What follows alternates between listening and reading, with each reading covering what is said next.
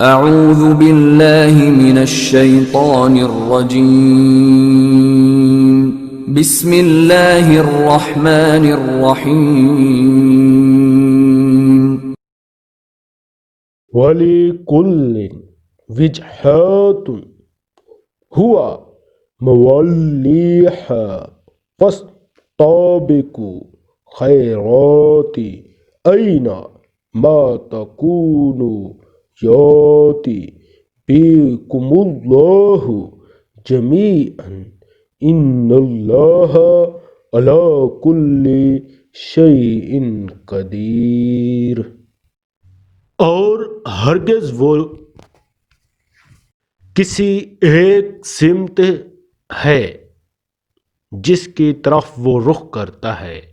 لہذا تم نیک کاموں میں ایک دوسرے سے آگے بڑھنے کی کوشش کرو۔ تم جہاں بھی ہوں گے اللہ تم سب کو اپنے پاس لے آئے گا، یقیناً اللہ ہر چیز پر قادر ہے۔ تفسیر: جو لوگ قبلے کی تبدیلی پر اعتراض کر رہے تھے،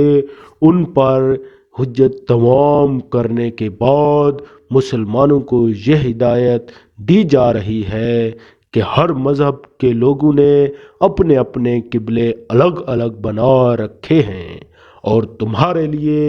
یہ ممکن نہیں ہے کہ اس دنیا میں ان کو کسی ایک قبلے پر جمع کر سکو، لہذا اب ان لوگوں سے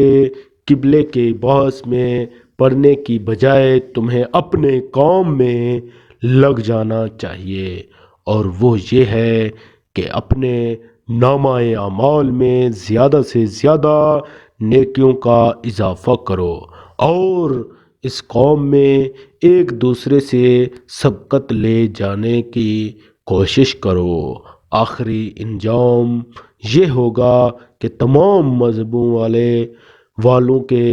اللہ تعالیٰ اپنے پاس بلائے گا، اور اس وقت ان سب کی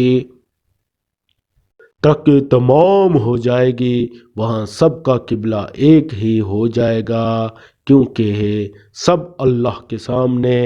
کھڑے ہوں گے۔